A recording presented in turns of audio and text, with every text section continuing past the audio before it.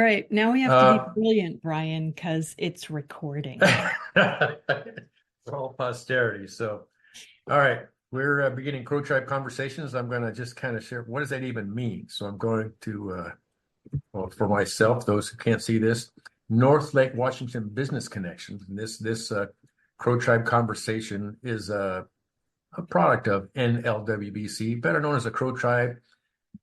We adopted the crow as a icon because we're centered in the very, if you imagine North Lake Washington, those who are not from the Seattle area, Lake Washington is a big, ginormous, beautiful lake that separates the city of Seattle and Bellevue, two you might have heard of, even if you're some other part of the country.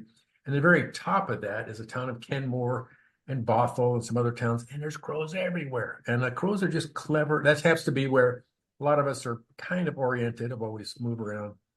Too many things to say. The Crow Tribe was a nickname given to us by our beloved member Forrest, and it just came off the cuff. And it's a lot easier to say Crow Tribe than North Lake Washington Business Connection. Well, who are we? Well, as we say, we're an inviting community of entrepreneurial professionals, and we help each other by amplifying brand value and profitability through deliberate advocacy.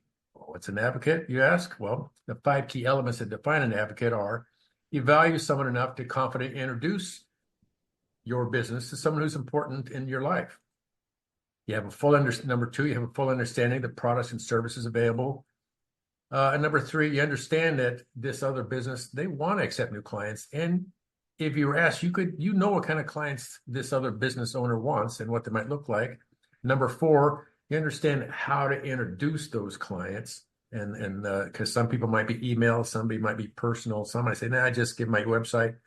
But the most important thing is you're comfortable referring. So the word referring is, well, it's not just implied, it's explicit. We introduce and advocate for each other. And today I want to be an advocate for Pam Hurst.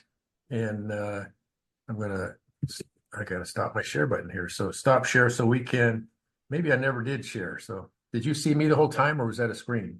I might never have shared. I saw That's you. good enough. So good enough. So here is Pam Hurst. And I'm going to talk less than more, if at all possible. So Pam, I'm going to start with a question. What's a Pamism that you weren't expecting that question, which is why I like to There's ask so it. many. There's lots and lots of Pamisms. Yeah, actually, one Pamism is I have been told before that I talk when I talk to describe something, I seem to be going in a circle. Other people have described it as like not a circle, just a bunch of non-tangential lines. But when I'm done with what I say, I bring everything back together and people go, oh, yeah, no, I totally get it now. Like they start out going, what, what, what? And then I'm done. And they're like, oh, absolutely. Oh, yeah, yeah. I totally get that. I totally get that. So, yeah, that's a Pamism. Another Pamism, a much more common and easier to identify Pamism Mhm. is that I begin. I'm really advertising myself very well right now, but I will begin talking about something and forget what I'm saying mid-topic and go, what was I talking about? And I have to be reminded. And I have to be reminded. But all this means, Brian, is that it's Mhm. a small glimpse into the vast brilliance of me, and pretty much I'm going to go ahead and put any other entrepreneur slash business owner. You have a lot of ideas. You have a lot of ideas, and it is difficult to keep them narrowed down to just one or two at a time. So, couple Pamisms right there for you. Those are brilliant Pamisms. Well, we have it recorded, so we don't have to write them down. We get it all captured. But the kind of things that you talk about when you said you think about so many things, I realize it's kind of like that, whatever the animated movie, Just Keep Swimming, whatever the Finding character's Nemo. called, Just Finding Finding Nemo. Nemo. Yeah. Just Yeah. keep going. And I know for myself, I think we got to go on this path so that I go there. Sometimes it happens to me quite a bit. I start with this mission And I realized, wait, I'm going to go do this. I'm going to change course. And I wouldn't have recognized that course alternative had I just go to spend so much time thinking about what I'm going to do and planning, just go. And Yeah. there's one of my favorite things, though, is an inadvertent, profound remark by someone who only visited NLWBC maybe a couple times. Um, he probably never met her even. So she was, but in early days, and she said, ready is a lie. And she wasn't trying to be profound. And I thought of this, and maybe I shared this with you when we've talked before, when they had recently they had the show for the 50th anniversary of Saturday Night Live. Oh, They yeah. talked Yeah. about, they didn't start the show when they were ready. They started the show because it was 11:30, right? They And that was started kind the of the whole, show. They just started the doesn't it? show. Yeah. So, so that's why I like, anyway, so that's some of the stuff that I'm learning. I'm still learning at my age, believe that. So, all right, enough about, Always learning at my age, at any age. Yeah, I think that's like the nature of life, you know. Your biggest problem is if you think you already know everything you need to know. I think that's one of the worst spots any person of any age can be in. If you're really pretty sure you already know all there is to know Mhm. about any one topic or about any one avenue of life, that's when you're in trouble because you definitely don't. So how often do you meet people who know everything or people who know they don't and yet they're curious, they're thirsty for Oh, more? I have lists of people. I've got a couple currently in my circle of interaction, we'll just put it that way, Yeah. who uh uh deeply resistant to change. Mm. The motivation for the deep resistance to change is I'm fine. I already know how to do what I'm doing, and I don't need to learn anything new. What do we do about So, those people? Do we just leave them alone or do we help them? Or oh what? my I don't know. gosh. Well, and again, a part of what my own learning through life in dealing with people of all mindsets and of all possible spots in their own head, right? Yeah, yeah. Um, and plus, running a business and doing that too. And in the nature of my business, that you're going to talk to people on some of their worst days ever. With personal crisis assistance, when they're calling me, there's already a lot bad. Okay. But to go back to the question, what do we do with people like that? I have found um, that it does not matter the situation. Unsolicited advice is still unsolicited advice and it's not welcome. So this sounds really passive aggressive, I suppose, but I let people see the results of their own choices. I'm like, okay, you don't want to change anything. You're pretty sure everything's just fine. Let's see how that goes. And when they get upset, I let them get upset. If they want to get upset at me, I will reflect back to them. Here was your choice. Here was the consequence. Let me know how I can be helpful in that. And when you let people answer their own doggone questions, wow, there's nothing more powerful than that. When you let people identify their own big problem, whatever it might be, there's nothing Hmm. more powerful than that. I can sit and give advice all day long. They have to own the solution themselves. And again, in that example in particular, let people see the consequences of their decisions. And if they're happy with that, God love them. Be happy with that. If they're So, not, they will be motivated to change. And I so get let, paid either way, well, I Brian. was going to say, I was trying to get a sense of to attract the connection that allows you to do that kind of a thing. That sounds like that's a separate thing versus getting people, Yeah, hey, maybe yeah, Pam can help. Once you guys are working together, I guess all of what yeah. you described makes sense to me. So you were referring to the nature of an ongoing relationship, right? Yeah, definitely. Definitely. And again, people are going to be their own best friend or worst enemy. And as I see it, any of the work I do, if my work was helping you plant plants in your garden, okay? If Right. that was my work, these principles can still apply regardless of if I were planting plants in your garden, the same principles would still apply. If you we're not happy with something, and yet not willing to change anything about your choices, I'm going to let you see how your choices have consequences that you may or may not like. And that sounds very harsh. It's more just a matter of, as an adult, every adult needs to learn the art and science of owning your decisions, whether you want to or not.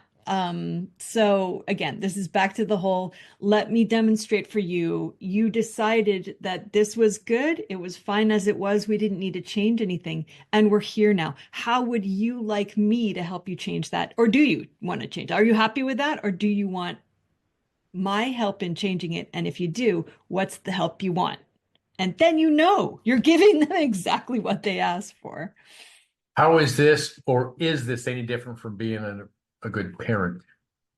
Oh, geez. That's so parenting goes from the time a baby first draws its breath until however long that child lives. It's a different relationship and it's a way different timeline. Way different timeline.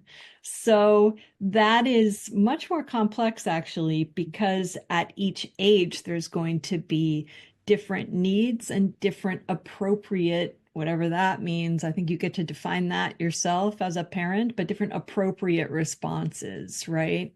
So you can't treat a 6-year-old like an adult, or you can, but it's probably not advisable. 6-year-olds are not able to process information the same way someone in adulthood will. Even a 22-year-old will not process it the same as a 35-year-old. So Sure.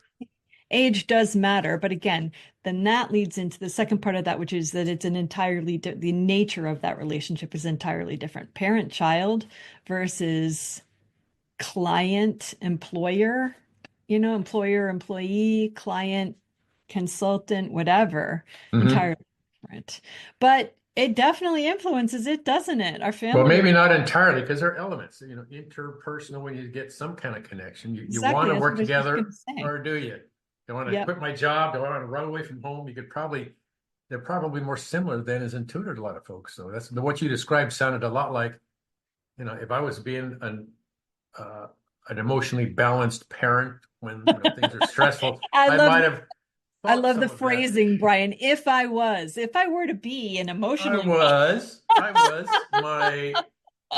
not every parent is anyway. So no, there's no, so no. many ways to be parent, as well as an advisor, a consultant, as you are. So this is what I'm curious about, that attracting those relationships, when you're ready for new clients, one or more.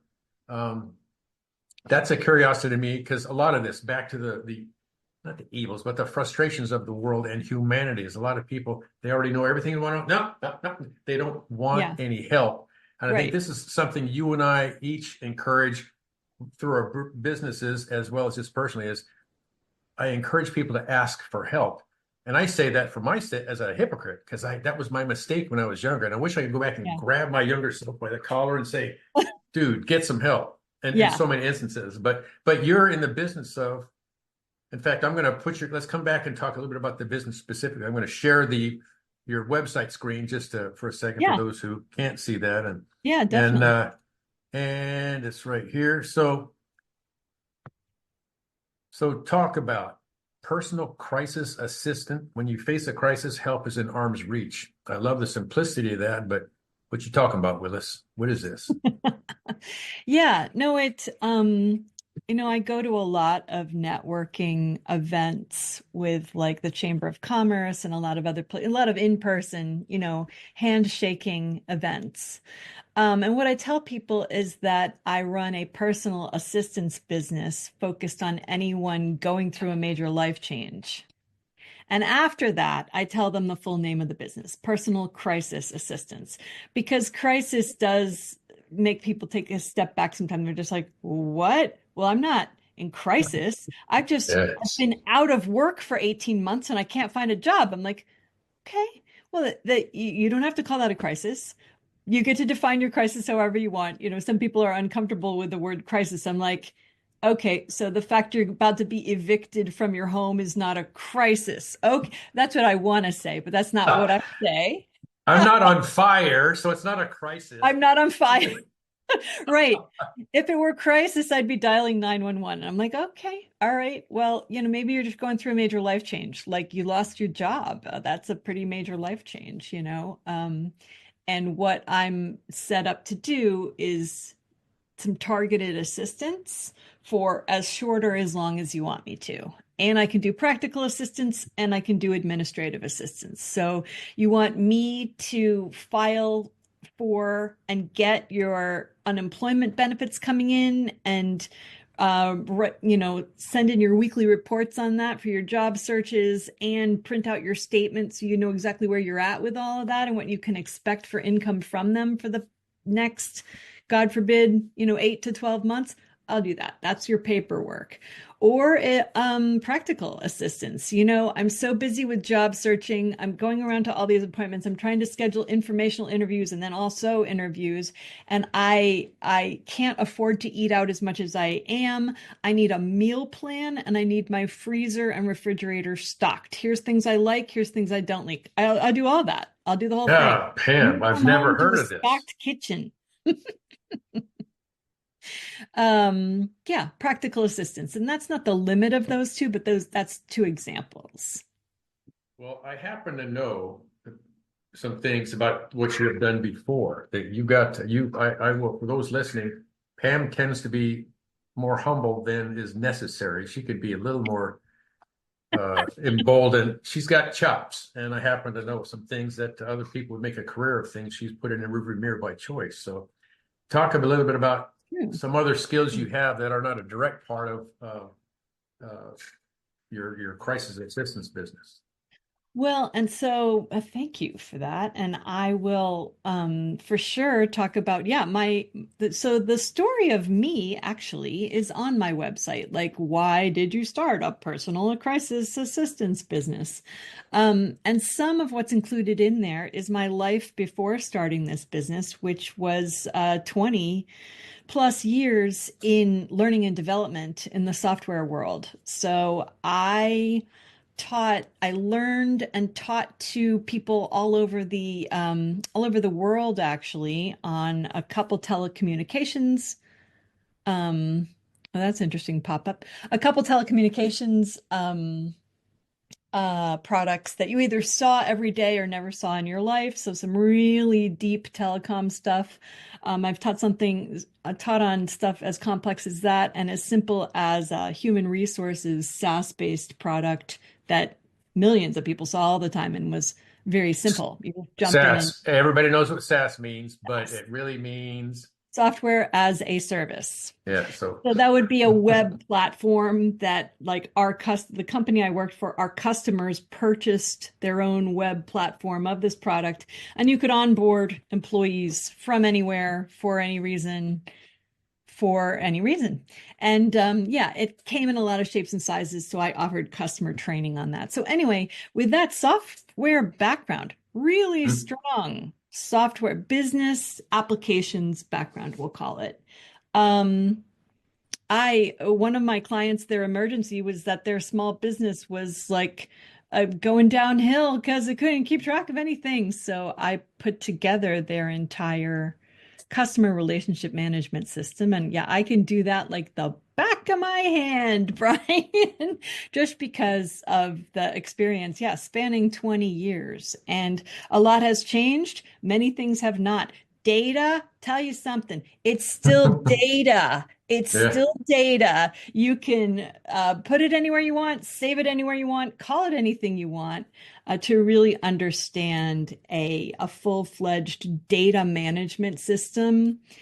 It helps tremendously when you have the experience that I have. I can look at anything you hand me and be like, yep, here's what you got. Here's what it can do. Here's what you're not doing. Here's what we can do. And that would give you this. For those Bullet of you point. listening, wouldn't you love to have a Pam in your life who could break it down like that, with or without the animated hand movements? But it was that it took a little bit for me to recognize Yeah. the experience that you have. And we could have crossed paths in another life.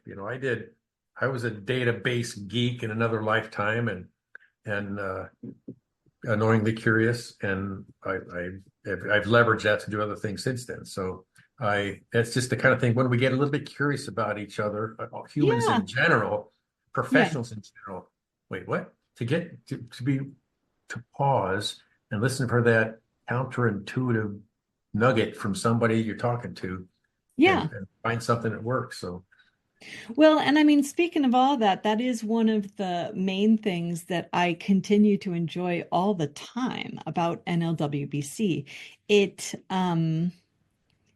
it is really important as a small business owner, as a solopreneur sometimes, mhm. to have other people to talk to. And it just about what you're going through in your career, far less your business, far less your life. Right. Um, we can all be busy, and we are working with clients, getting new clients, promoting the business, taking the business to the next step, which is work all by itself. What we need, and some people don't go seek for themselves, and this circles all the way back to don't like change, don't need to know anything Yeah. new. But what we need, and I'm very proud of us for doing for ourselves, is people to talk to in one way or another in the same boat as us, and Hmm.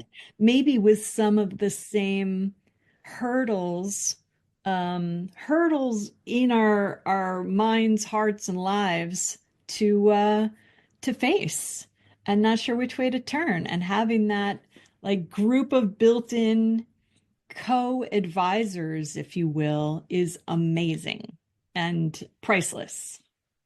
I'm so glad to hear you say that. Sometimes I get asked, that's why I conceived that and started that a few years ago.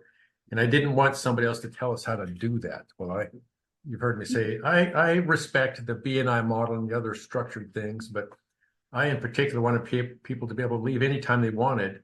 And maybe you've heard me say this, kind of like maybe too personal, but say you had a marriage. If the only thing keeping you married was a piece of paper, are you really married? To Right. come back to a network group, if people can leave anytime they want, but they're still coming back, they must Yeah. like it, want it, value it. And that's Yeah. more meaningful than, and I have overheard people in the past who've been a paid member of something, as soon as my membership ups, I'm out of here. I'm not, and Right. those sound like the people, they're just looking for a lead. Right. Whereas some of us are in the business of relationships. We want to Right. understand who we're working for. In my case, even your auto mechanic, you'd like to at least like the person who's going to fix your car or your kidneys or your whatever. So You're you got to kidding. have, Especially that person. Oh yeah. well, I've talked about what I try to, the part that I try to carry through to our group in the 5 years I've been doing this is that, and I use the analogy of a healthcare professional or a doctor. What if you could go, I want to find a doctor. Well, when's the best time to go look for one? Before you need one, right? Well, So you exactly. want to get a Yeah. sense, all right, so when something happens, I'm going to feel good. Yeah. So that's part of what I want to do is to be your advocate through this podcast is that for people to know, I don't know when, but sometime I might want to call Pam and Right. because my crisis is, the weeds are coming up in the garden or Yeah. the or Yeah. what do I do with this database or I got an HR whatever. So that I Yeah. don't know anybody else like you nobody who does what you do, but there's only one Pam. Whether you're doing this or you're doing databases there. That's You, true. That's totally true. Well, and the same for you. It's the same for you. There's only one Brian. how did we, sometimes I've talked about all the people in my community. How did we meet? And I imagine like a bubble chart, like who introduced who and what are the connections. Yeah. Yeah, Sometimes the totally. bubbles pop and we all have people that we can think of, but who introduced them? And I forget why. Yeah. Remind me, how did you get to be a Crow Tribe person? Who introduced you or brought you So or that was Maria. Maria recommended that I visit the group.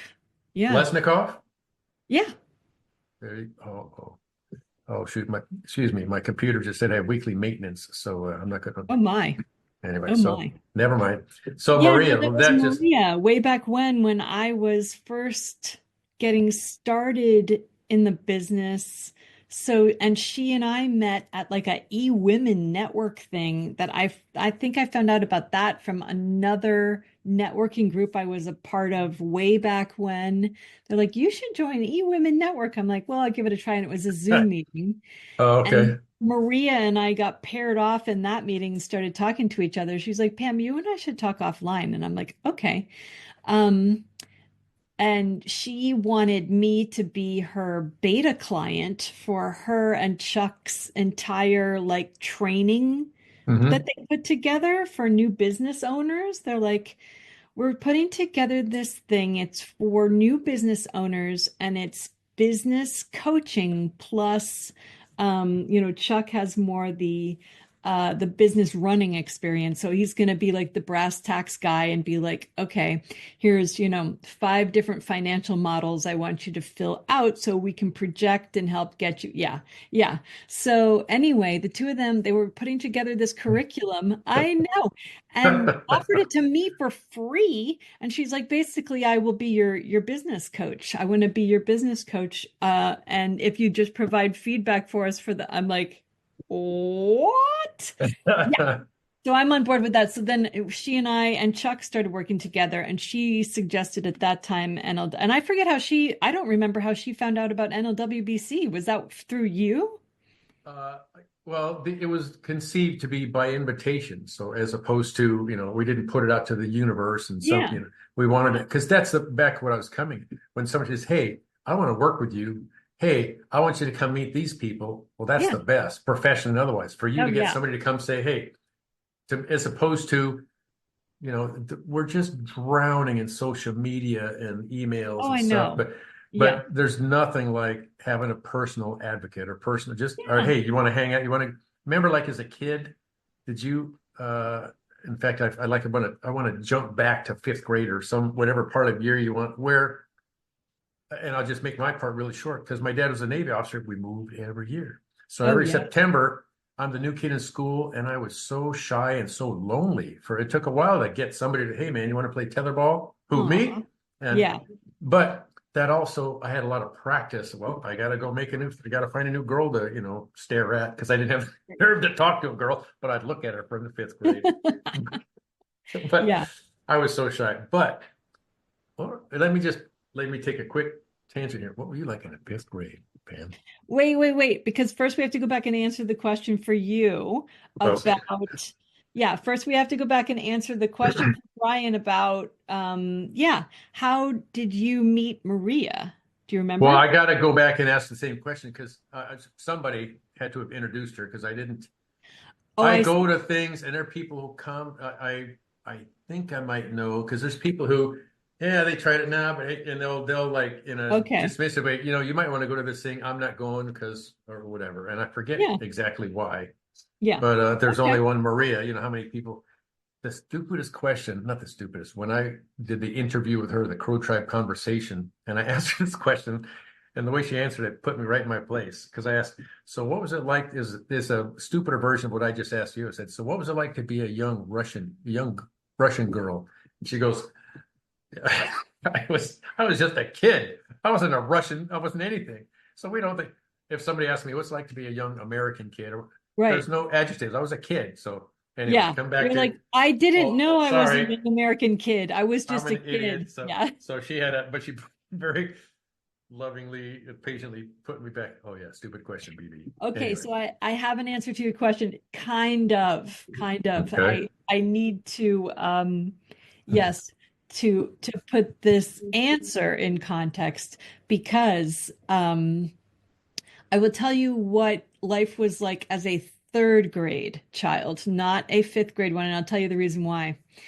I had the opportunity just today to let a couple people know for a client that they had won this raffle. They won, Hmm. and what they won in the raffle was a t-shirt. T-shirts are great. It's a t-shirt. It is not a block of gold out of Fort Knox. It's a t-shirt.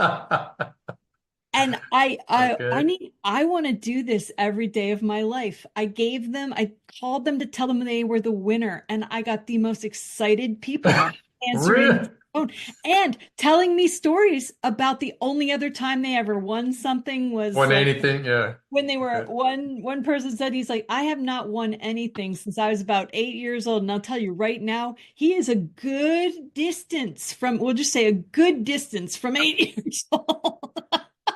Okay. Okay. It's like I seriously haven't won anything since I was 8 years old, and I won 5 pies in a like where you stand in the squares and they call the number of the square, like a carnival game. Have you ever played that? Like you Sounds walk kind of around to, like bingo, but with humans, kind of, sort of. So, yes, yes. okay. So Okay. this is what it reminded me of, and this is what I was like as a third grade. Actually, this was first, second, and third grade. I was part of this elementary school, and we would have a Hmm. spring carnival every year, and we had a cakewalk, like a true Oh, cake. yeah, yeah, yeah, yeah. Go around in circle and they play the music, and when they stop the music, you stop on a number. It was similar to what this guy did. Brian, I won a cake every year. What? Every year, first, second, and third grade. And these were like home baked, like torts, like the 3 or 4 level Oh my gosh. tort with a, yeah, I won a cake every year. Won one every single year. Wow, that's the opposite of a curse. You're cake blessed. Wow. Yep. I remember bringing home the cake and like on the bus, and I'm in third grade. I'm trying to carry this big cake. It was Oh. extremely exciting. Yes. So that was me in third grade. How about you? Well, wait, because you very cleverly and maybe accidentally deflected. I was curious about what you were like. Oh, what I was So like. That's it, right. that's not that your aura just invited victory and cake Right. deliciousness, No, with but good luck, with apparently good luck. Um, so I had good luck in the first, first, second, and third grades. first, Skip ahead second, to and fifth third. grade. I Fifth grade is was this pivotal time, I think. I was like one of those annoying, really smart kids. I was smartest kid in the class. The teacher called on me when she wanted the right answer. I in the school I was in at that time, we had foreign language taught. We were learning French. I was the number one in French speaking, so we had this event and we needed like the strongest speaker to do this one thing, and I was chosen for it. I was like the stinking smart kid, Brian. That was me. Okay. SSK. Okay. Stinking smart kid. All right. Did you like being a stinking smart kid? Or I think I know that I totally took it for granted. I'm like, why is this isn't hard? Why is this so difficult? but those feelings in little kid age, and when I'd move around the country, 'cause we moved all the time, I had a well, this is Rhode Island's different than Albuquerque and different than South Carolina, different from Oh, sure. Hawaii. Yeah. But how kids feel like what you described, I wouldn't put myself in that space at all. But I don't really remember not knowing how to read. I remember some kids when you had to like practice reading. In other words, Yeah. and they were still they couldn't just read it, but Yeah. just read it. Why are you Yeah. blocking like that or something? So it was odd. Anyway, You but were a stinking smart kid too, then. well, I think that really what I was getting at is I realized people absorb uh, different proficiencies at different rates and different Yeah. things. And I think we can all think of people who, we didn't use the word autistic when I was a kid, but people who they have a different kind of brilliance than others. And Yes. at first they would have been, so where I was wondering about, I remember like the super smart kids were kind of made fun of. The one or two in the whole Yeah. school where they already knew everything. And either they developed a shell or they just isolated or something, and it was Yeah. not very common. They just hanging out. Hey, here's so and so. She Yeah. happens to know everything, but she's Right. really fun. So let's bring her into kickball too, whatever. So Yeah. that Yeah. Yeah. the divvying up of kids and cool and uncool. We didn't Yeah. have the word then, so that's what I was wondering. So you knowing everything. I mean, you're such a great human, and you're great laugh and great storytelling.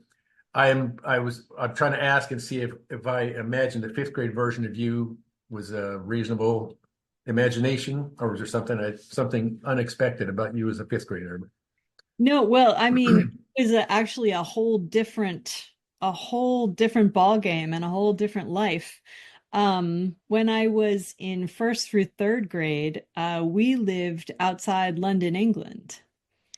So I was at an American school, American private school, so the with fellow Americans for the most part. I think we had a couple students who were from families living in the London area and not from the UK or from the US, but they wanted their kids to go to an American school. I don't know why.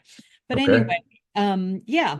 So, and it's so funny because we had our own little, like, we were isolated from the US. We had our own little rules, our own little culture, our own little, and we had no idea. So being smart over there, I was on top of the heap. I was Okay. queen of the hill. Like it was a good thing. In fourth grade, I came back to the US and I didn't know anything. I didn't know what clothes were popular. I didn't know that like no matter what you were doing when it came around time for softball signups, you have got to sign up for softball or you won't have Okay. any friends. So it was Ah, vastly different. By fifth grade, I was in a new school because we came back to the US and then we moved the year after that to another part of the same state. So I had okay. 2 years of new schools. And actually, for fifth grade, I was relieved. I'm like, well, thank God I don't have to stay in the other school because I was a loser over there. So you got to reinvent yourself I at got to by reinvent fifth myself. I grade? didn't do particularly great. I did better. I did better. I Okay. was better prepared. But no, that was the beginning of my extremely shy, extremely quiet years. And I mean years. Like I had teachers in high school who weren't sure if I could talk or not, Brian. They're like, I've never heard you speak. Fifth grade to high school. This is a profound period of time, Pam. Oh, So definitely. were you, we'll see more about that. I'm curious. I mean, this really is at the heart of what people are like and why they are that way. And I Yeah. have a suspicion some of whatever you developed, Yeah. led to you doing what you do professionally as you live your adult life. But Oh, I want to cut definitely. before we get there, come on back then. As someone who was so shy, I think I invented the phrase painfully shy because it hurt to be shy. Yeah. Yeah. But so you're quiet, didn't use your voice. Teachers didn't know what your voice sounded like. Yeah. How Yeah. did you feel in that silence? Were you, is okay, no, I just don't want to talk, or something else? Oh no, no, no, no. It was in high school in particular, it was the unbelievable loud dialogue in my head. Like if you could have heard what the self-talk, if you will, and the dialogue in my head, you would have been like, yeah, no wonder Pam doesn't talk. That's far too much. So yeah, there was some strong talking going on all day long in my head. And yeah, I've struggled with a lot of viewpoint of myself, etc. I literally did. There was a time in high school in particular that I literally thought I was invisible. I thought I could see you and you couldn't see me. I'm like, I don't think they Oh, it's so fascinating to me, Pam, because you've heard the word that comes to mind whenever I talk to you, it comes back to mind is that I describe you as just an effervescent personality. Whatever's going on, heavy or not, it's just fun to listen to you and think about what's going on. And you are one of the best engagers of others in our crow tribe. Some people bounce along to do stuff, but you, through life experience or whatever, being that invisible kid for that's a lot of years. Fifth grade to 5 years or more. Yeah, Anyway, well, that's got to be a shaping thing. it is, and it was. Yeah, it's almost like it's hard to remember in some ways being that kid. It's so long, it's not just long ago in years, it's far away from the rest of what my Mm. adulthood shaped up to be. But no, I appreciate that in so many ways, Brian. And you're just like you are. I picture like you with NLWBC is like that, week by week, Brian's got a series of trophies and he puts trophies by people all week long in NLWBC. You're very kind, very generous that way. And that's a good quality, a good trait. Well, kind of you to notice. Being a Yeah. noticer is something I try to practice Yes. because I had my version of being the invisible kid, and among the things that's I know lots of people, but there's a very short list of people who might call me for instance, hey BB, how you doing? Just wonder what's going on, and Yeah. with no other agenda. That's pretty rare. So when we Yeah. find people like that, and Yeah. that they who check in is a great thing, and to notice, and it requires some practice to just get out of my way. What I try to say, I really use that. Well, I'm not on fire, so it must be a good day. I Yeah. literally said that as a way to remind myself. Because Yeah. Pam, we all know people in this planet who've got real problems. Oh, definitely. Our worst day would be the blessed, unimaginable blessings to Yeah. most of those who've ever inhabited this planet in the Yeah. history of humanity. So Yeah. we are blessed in spite of all the grouchiness that comes on. So, and Yeah. I sense you get that. That's what comes through Oh, in your definitely. effervescence. So I want to wait because we don't have to do the whole. We do more of these, but I want to. Okay, you're in like 10th, 11th grade. I want to kind of hear that. Wait, I have a voice, and other people notice Yeah. me. What happened? How did that happen? So all during this time, like fifth and sixth grade, I was quiet, but I had my core group of friends and we had Oh, the okay. time of our lives, you know? Middle You had school, what? the time of our lives. We had the Oh, time. okay. Yeah, yeah, yeah. I'm glad I asked. Middle Okay, school, good. same thing. Like I started, getting closer with some friends and yeah, we had the time of our lives. Like the people that I was friends with, I was very good friends with. In high school, as more like definite cliques start forming, Yeah, yeah, yeah. I was definitely in the smart crowd. I was in the smart crowd, not because I chose to be, just because like those were my friends and all of them were smart. But that being said, like one of my best friends in high school was like captain of the girls' soccer team and a super astounding soccer player. I played sports. I played tennis, which I laugh I, about now. It's you laugh adds. as if tennis before tennis was cool. Is that, you're Oh laughing in a yeah, way that's well, kind of tennis, it self. adds a bit to my nerddom, like Okay. tennis, not a contact sport. But I mean, I loved sports of all kinds. I happened to try out for tennis. I liked tennis, happened to try out for that and stuck with that all 4 years. And Oh, that's a great commitment. sport. Nothing Yeah, wrong yeah, with yeah. tennis. It's a great sport. Um, what I am I want to saying? pivot. You even mentioned you talk and then you forget what you're talking about. We're going to come back because I want to use this and kind of transition using a sports, a couple things that coming back to you. Um, some movies that I like, and this is gonna I'm gonna like here's a circle, and I'm gonna do a Pamism and bring it back there that I can relate to, and it has to do with friends and things. And this being the first day of spring, just coincidental that we're doing this. But the movie Sandlot, which is about Oh yeah, these guys yeah, are there's some nerds. There's one guy who's got skill, and I related to the author. He didn't have any skill and was shy, and yeah. a bunch of elements of that. And I didn't become an athlete till later, but in sixth grade, I played Little League. I wanted to play, and I Oh, barely knew how to swing a bat. But anyway, I played. I wasn't good at anything yet, but having friends and having people who stick by you, whatever, that feeling. I loved the story in those kinds of things, and having those kinds of friends. And that's when I started to value friendship and having friends, not it's a just somebody great in the value. playground. Yeah. Like when you're a little kid, I don't remember caring about a real friend or even calling of somebody a best, they're just, kid, play, bye. Right. But that was the beginning of something like that. And Sandlot captured that. And it occurs to me that kind of thing we're talking when you create that little community that cares, and you're not all the same. In fact, you're all Yeah. different. That makes it better to It's me. better. And so I I like can I put that. you on hold for 1 second again, Brian? So sorry. I need to go turn off this time. Oh, so while she's go ahead, but Yep. Pam, Be go right ahead. back. I'll talk amongst ourselves here while we're here. So those who are still here, I'm going to put Pam in her empty seat. She left right before we started because she had something in the oven and needed to be flipped or flopped or something like that. So I want people to realize that while this may be a recording, we're just a couple of real humans doing real stuff, and she's got to go bounce to the kitchen. And I might have a dog come in or somebody come in the office, and we'll see. So, Okay, I'm back. Okay, we I had fun don't think without you, but I I don't don't think think so. it's a So call with me unless something is in the middle of cooking. there So you go.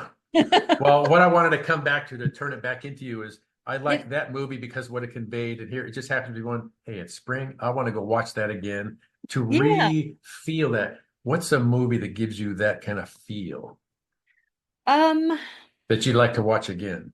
Or there's you'd like to think about so again, maybe? there's so many. Um I am a film fan. I like Lots of that.